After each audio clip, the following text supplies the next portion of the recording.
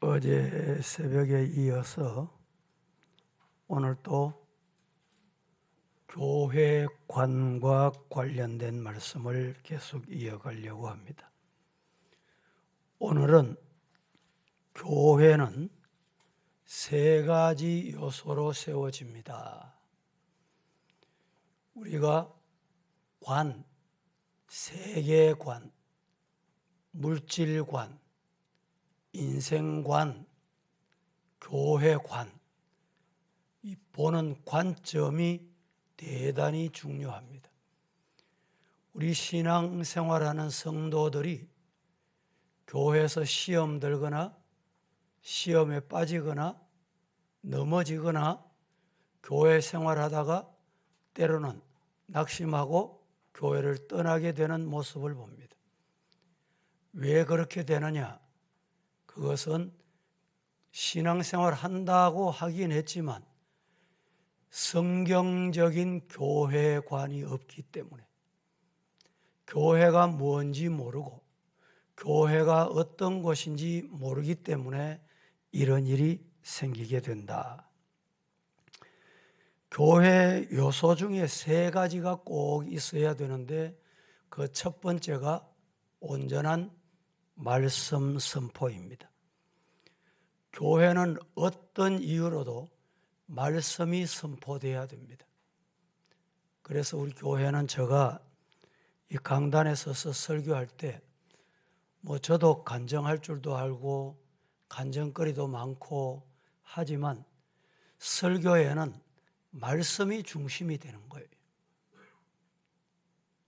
예배 시간이 전체가 약 대부분 교회가 1시간 내외입니다. 특수한 교회를 제외하고는 1시간 내외에 예배가 진행이 됩니다. 이 예배 진행 과정을 보면 말씀이 절반을, 때로는 절반 이상을 차지합니다. 강단이 중요하다 이 말입니다. 설교하는 이 강단은 세상의 교수나 학교에서 가르치는 선생님의 교탁과는 전혀 다릅니다.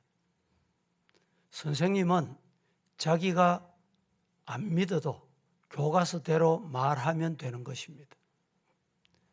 그러나 이 강단에서 외치는 말씀은 내가 믿고 내가 확신하고 내가 만난 예수님을 전하게 되는 것이다. 이 사실을 꼭 기억해야 됩니다. 우리 헌법에 보면 우리 성도들에게 필요한 중요한 내용이 있습니다. 교회 설립의 요건. 그냥 교회 간판 붙이고 우리 예배 드리자, 교회 오너라 이래서 교회가 되는 게 아니다는 겁니다. 헌법 제2장 1조에 이렇게 말합니다. 교회 설립은 하나님이 만국 중에서 대중을 택하사 저희로 영원토록 무한하신 은혜와 지혜를 나타내게 하시나니 저희는 생존하신 하나님의 교회요 예수의 몸이요 성령의 전이라. 전과 지금과 이후에 만국의 성도니 그 명칭은 거룩한 공회니라. 이렇게 말씀하시고 2조가 중요합니다. 2조에 이렇게 말합니다. 교회를 구분합니다. 구분. 교회를 구분하면 두 교회가 있다. 제가 한 번씩 말씀드렸기 때문에 성도들 기억하시는 분이 계실 텐데 보이는 교회와 보이지 않는 교회. 보이는 교회는 지상교회를 말합니다. 보이지 않는 교회는 우리 마음에 있는 교회, 천상의 교회, 그리고 전투적 교회와 성리적 교회 이렇게 구분합니다. 지상에 세워진 교회는 전투적 교회다.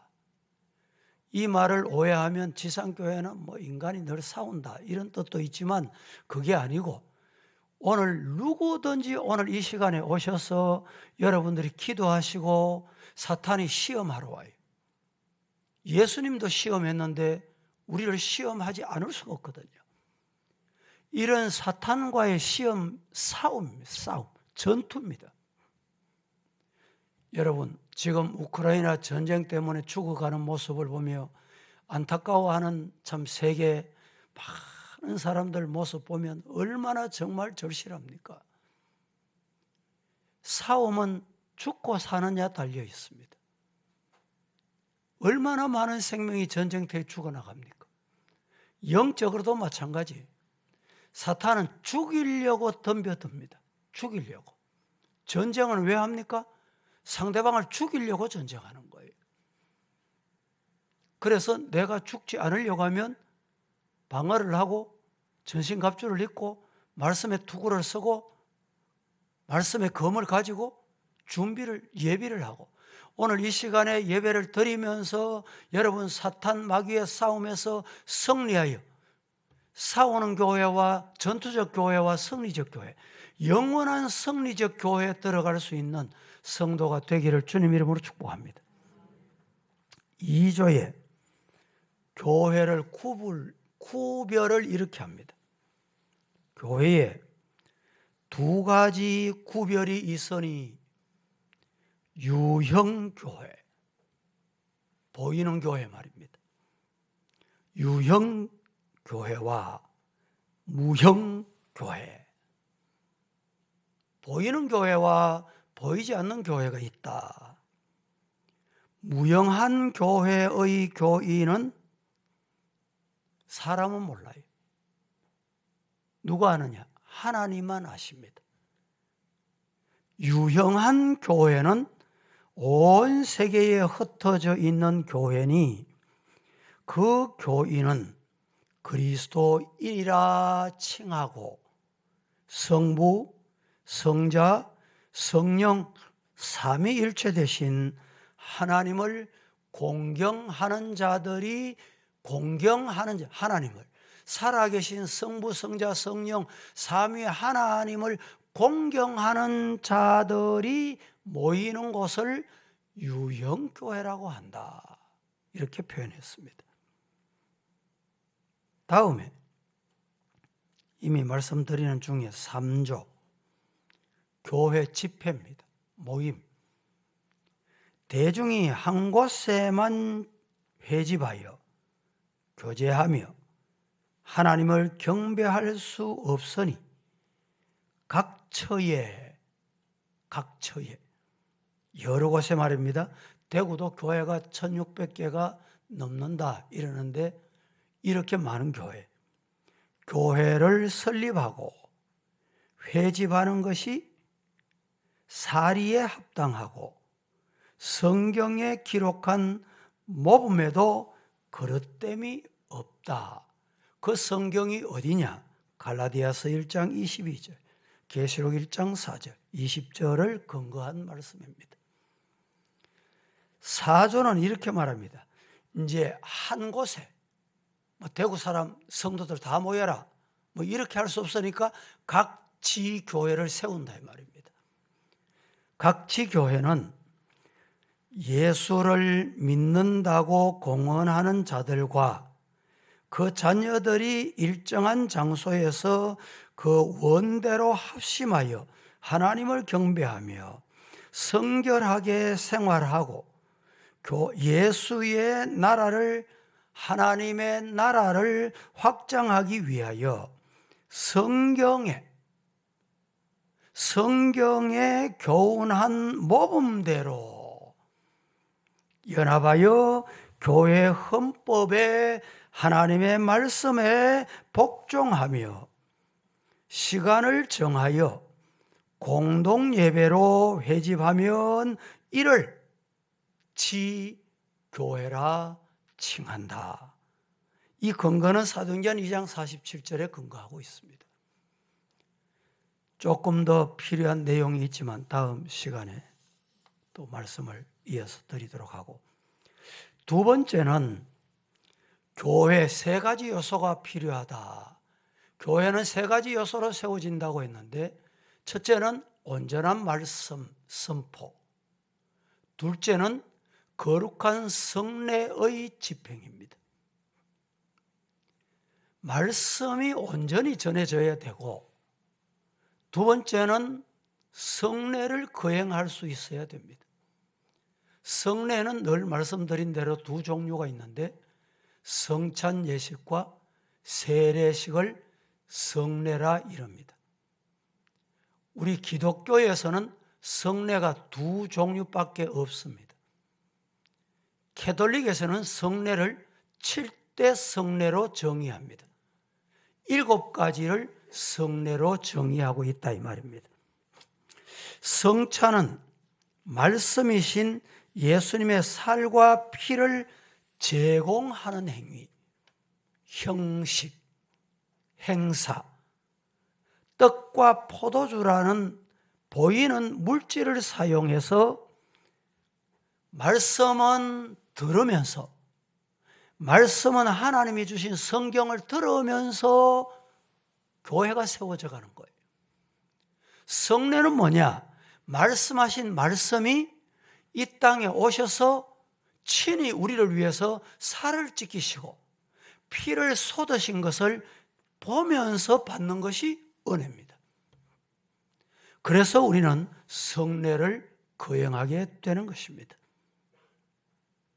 우리가 예수님께서 십자가로 우리에게 자기 살과 피를 주셔서 우리를 하나님의 자녀 삼으셨구나, 듣기만 하는 게 아니고 성례를 거행하면서 보는 거예요. 물론 캐톨릭에서는 이 떡을 먹는 순간, 이 떡이 내 입에 들어가는 순간 예수님의 살로 변한다. 내가 잔을 마시는 그 순간 이 포도주가 내 입에 들어가는 순간 예수님의 피로 변한다. 이것을 화채설이라고 합니다. 그런데 잘못된 주장입니다.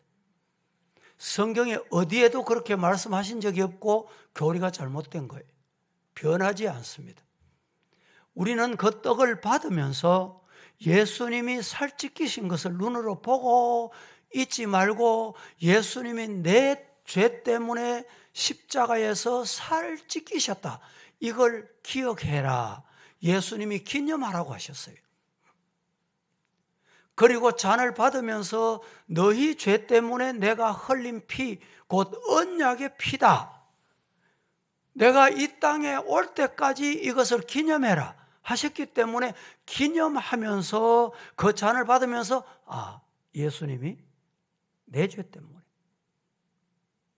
영원히 죽음마땅한 인간 나 죄 때문에 피 흘리셨다, 이것을 기념하고 눈으로 예수님이 피 흘리신 것, 예수님이 살 찢기신 것을 보면서 은혜를 받는 것이 성찬이다, 이렇게 여러분이 아셔야 합니다. 이렇게 보면 예식에 참여할 때 없던 믿음이 새롭게 생겨나는 것은 아니지만 이미 있는 믿음이 더욱더 굳건해지는 그런 계기가 되어야 한다는 것입니다. 세례도 동일한 의미입니다.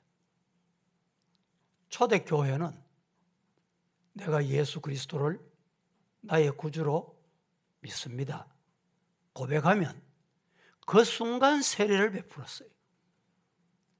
거행을 했습니다. 요단강에 가서 물에 들어갔다 나왔어요. 세례 요한도. 그런데 성경에 꼭 물에 들어갔다 나와야 된다는 어디에도 없습니다. 다만 물로 세례를, 이 말씀에 근거하여 물을 찍어서 성부와 성자와 성령의 이름으로 세례를 베푸는 거예요. 그런데 중요한 것은 이 세례는 공개되어야 합니다. 공회 앞에서 이루어져야 돼요. 그래서 우리 보수 교단에서는 여러분들도 생각하실 때 부모님이 예수 안 믿다가 병상에서 이제 막 숨을 거두려고 돌아가시려고 하고 호흡을 몰아쉬고 이런데 세례를 안 받아서 이거 어떻게 하지? 안절부절하고 찾아와서 목사님 세례 베풀면 안 됩니까? 뭐 이런 분도 혹 있습니다. 불가능한 것은 아니지만 세례는 공회 앞에서 행해져야 돼요. 그게 온전한 세례입니다. 공회 앞에서 공포가 되어져야 돼요. 단 둘이 앉아서 니하고 내하고 결혼하자, 니하고 내하고 같이 사랑하자. 이건 범죄 행위입니다. 범죄 행위. 있을 수 없는 거예요. 그래서 결혼할 때 여러분 첨척장을 보내고 부모님이 양쪽에서 앉아 있고 왜 그래 합니까? 이게 공인된 결혼이다 이 말입니다. 세례도 마찬가지. 그게 있어야 돼요. 이단의 특징이 뭐냐? 이단의 특징은 밀실로 들어갑니다. 모든 것을 엄밀하게 행합니다. 신앙생활 한다고 하면서 여러분 교회 안에서도 이런 일이 있는 분이 있습니다.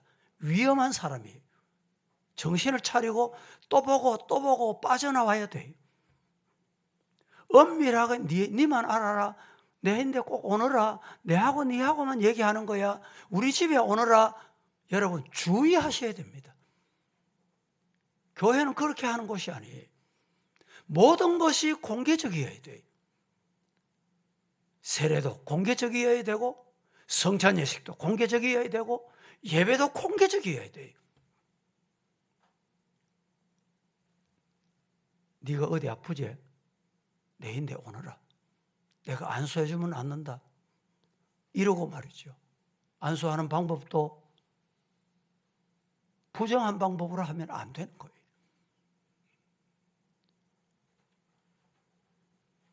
오늘 우리 주변에 이단들이 많기 때문에 우리 당에서 결정한 게 있습니다. 서부교를 사랑하고 고향과 같은 마음으로 다시 돌아와 주심에 감사합니다. 재등록을 위해서 아래와 같이 질문을 하는데 성실히 답변해 주시기 바랍니다. 우리 교회를 신앙생활 하다가 어떤 이유로든지 우리 교회를 떠났습니다. 1년을 떠났든지 4년을 떠났든지 10년을 떠났든지 떠났어요. 떠났다가 다시 돌아올 수 있습니다. 돌아올 수 있는데 돌아오면 우리가 받습니다. 어떻게 받아야 되느냐? 그동안에 이단을 갔다가 이단에 물들어 있는지 신앙이 잘못되어 있는지 알 수 없기 때문에 이 당에서 이렇게 결정한 거예요. 신앙생활 그대로 했습니까? 어디서 직분을 받았습니까? 당시 교회를 떠날 때 왜 떠났습니까? 지금 교회 오면 신앙생활을 어떻게 하기를 원합니까? 타 교회에서 출석하셨다면 출석한 기간이 얼마나 되고 받은 직분이 뭐며 정상적인 교회였습니까? 서부교회 다시 등록하게 된 계기가 뭡니까? 서부교회로 등록하도록 혹시 누가 권유하거나 어떤 성도가 인도했습니까? 그리고 마지막에 본인은 대구 서부교회 재등록함에 있어 교회의 사명을 감당하고 교회 거룩성을 유지하며 복음 전파와 그리스도 안에서 성도의 교제를 위하여 한 마음으로 최선을 다하도록 노력하며 생명이 다하도록 순종하는 마음으로 교회를 섬기며 교회 질서를 위하여 어떠한 개인적인 행동을 하지 않고 한 마음으로 연합할 것을 약속하며 교인의 의무를 다하며 교인의 의무가 여러 가지 있잖아요. 교회의 헌법 복종하며 본교회 담임 목사와 당회의 지도와 권징에 따를 것을 엄숙히 약속하고 서약합니다. 왜 이렇게 했느냐? 어떤 이유 때문에 교회를 떠났는데 다시 돌아와서 신앙생활하는데 건전하지 않아. 온당하지 않아요. 교회를 더 어지럽혀. 혼란을 가져오게. 그래서 이게 필요하다. 이래서 당에서 결의하고 이것을 하고 있는 것입니다. 여기에 동의하지 않으면 재등록을 받지 않습니다. 세 번째는 교회 3대 요소. 첫 번째는 말씀, 두 번째는 성례. 늘 말씀드리는데 제가 이 세 번째는 권징입니다. 왜 권징이 필요하냐? 권징이 중요한 이유는 교회 순결 때문입니다. 교회를 어지럽히고 혼란하게 하고 무차별하게 문자 폭탄을 보내고, 여러분 이런 사람이 교회에서 필요하다고 생각하십니까, 여러분? 예?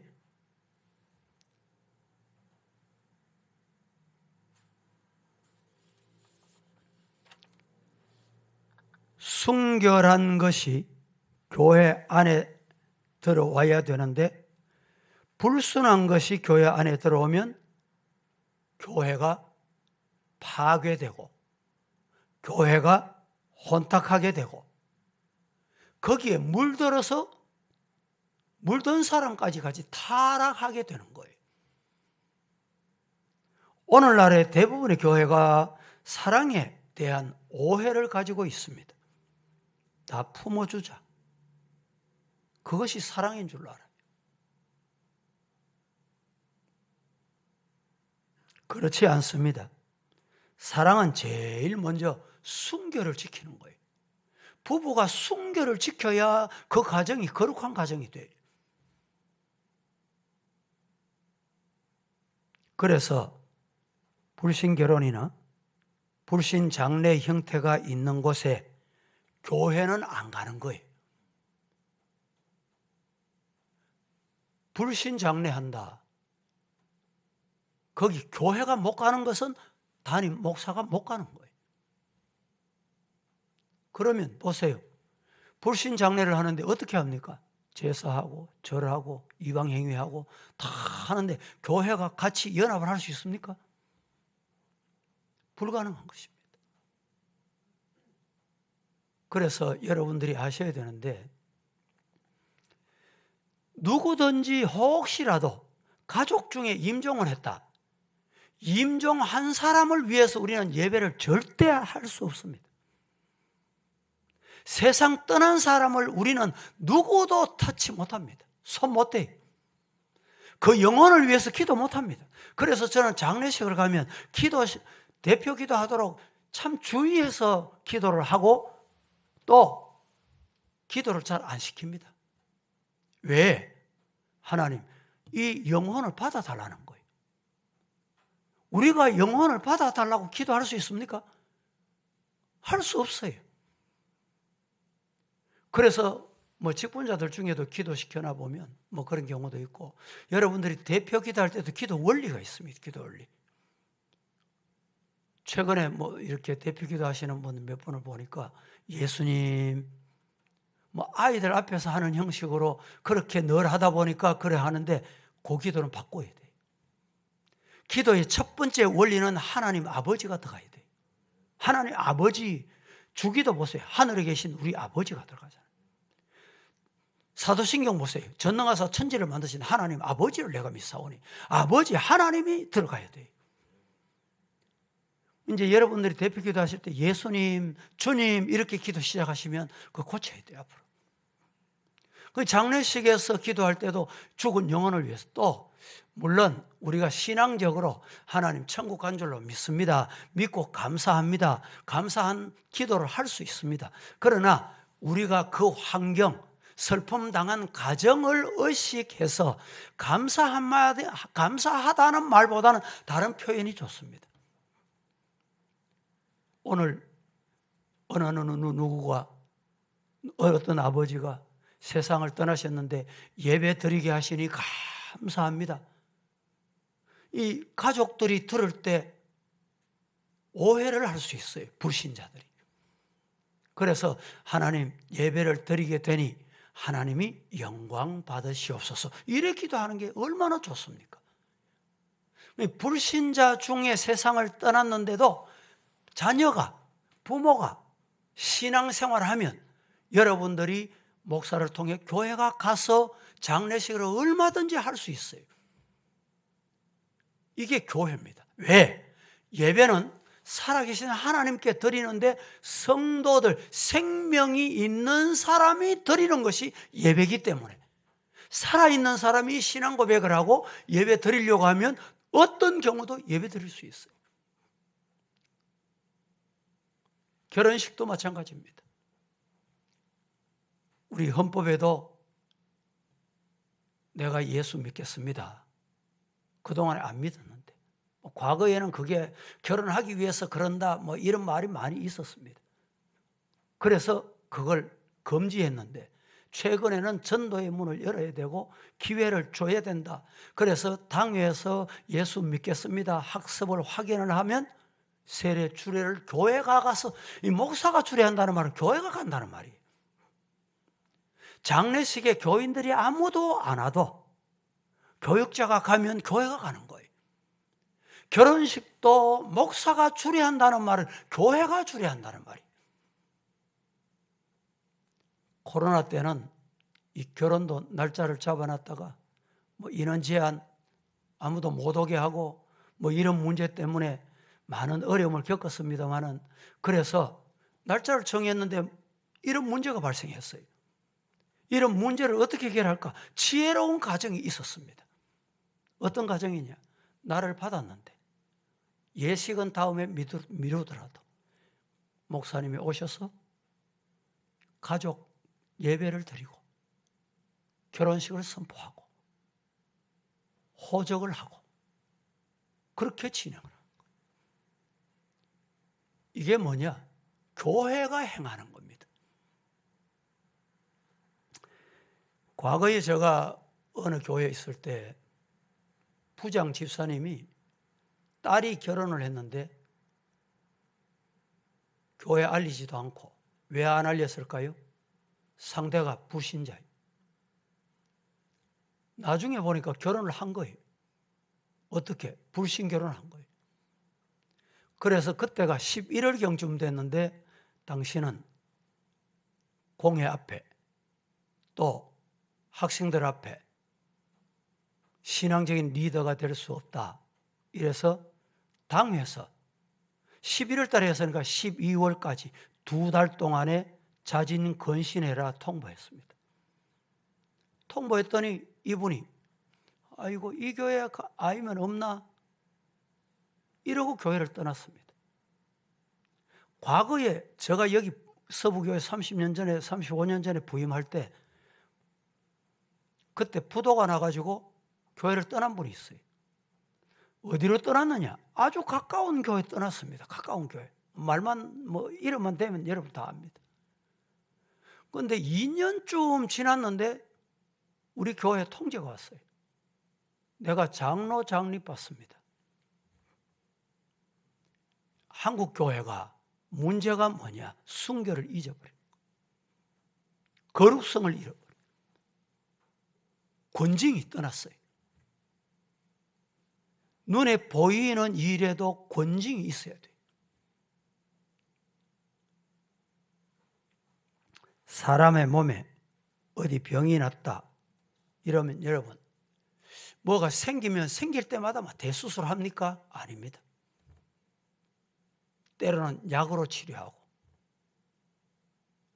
요사이 여러 가지 이 병들이 많지만 일어나고 있는 모든 질병의 원인은 혈액 순환이 잘 안 되거나 아니면 피부에나 어디에나 염증이 생겨서 사람에게 고통을 주는 경우가 많습니다. 염증이 뭡니까? 쉽게 말하면 고름이 생기는 거예요. 안 보이는 곳에 보이는 곳에. 여러분 안 보이는 곳에 고름이 염증이 생겨. 그러면 살을 찢어가지고 그 고름을 계속 뽑아내. 염증이 없어야 건강합니다. 이제 최근에 병원도 우리는 수술로 안 합니다. 이런 병원이 있어요. 교회도 모든 것을 수술로 다 되는 것은 아닙니다. 때로는 권면하고 때로는 타이르고 때로는 약으로 하고 때로는 뭐 자연 치료도 하고 하다가 해도 안 되면 대수술해야 되잖아요. 권징이라는 것은 바로 이런 것입니다. 오늘 우리 성도 여러분, 예배소서 4장 11절 오늘 본문입니다. 오늘 본문에 이렇게 말합니다. 사도, 선지자, 복음 전하는 자, 목사, 교사로 삼았다.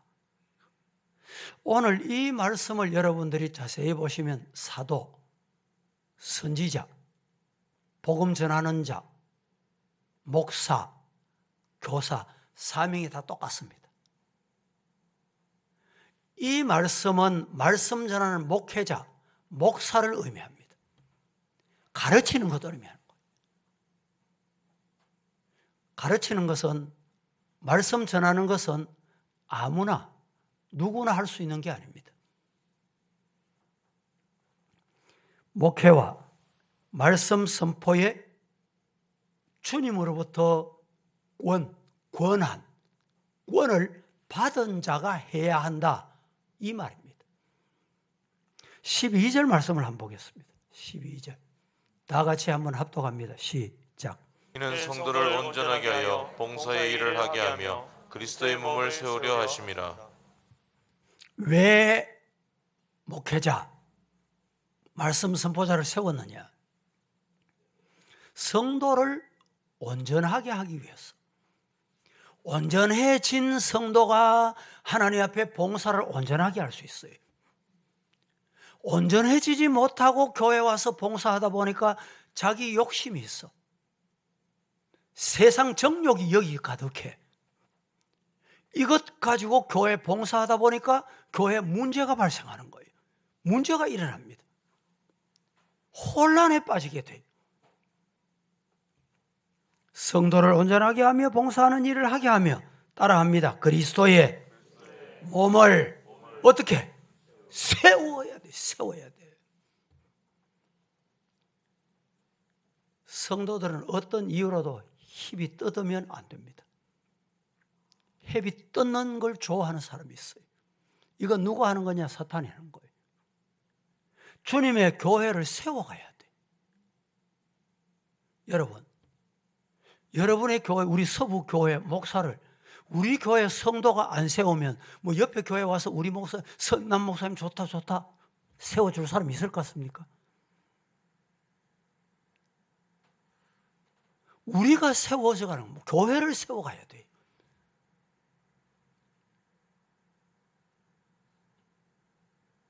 평생 신앙생활하면서 헤비 뜯는 사람이 있어요. 이러면 변하겠지. 아마 저쯤 되면 변하겠지.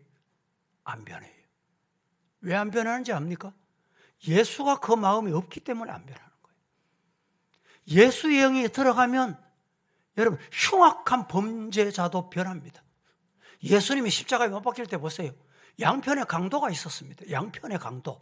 그래 한편 강도는 마지막까지 안 변했기 때문에 당신을 저주했습니다. 그런데 다른 한편 강도는 죽음 문 앞에서 변했습니다. 왜 변했습니까? 예수님을 만났기 때문에, 구주를 만났기 때문에 그는 변화된 것입니다. 여러분, 평생 예수 믿고 평생 신앙생활하고 평생 교회 생활해도 안 변하는 사람이 있습니다. 왜 안 변합니까? 예수님을 안 만났기 때문에, 인격적으로 예수님을 안 만났기 때문에 그래요.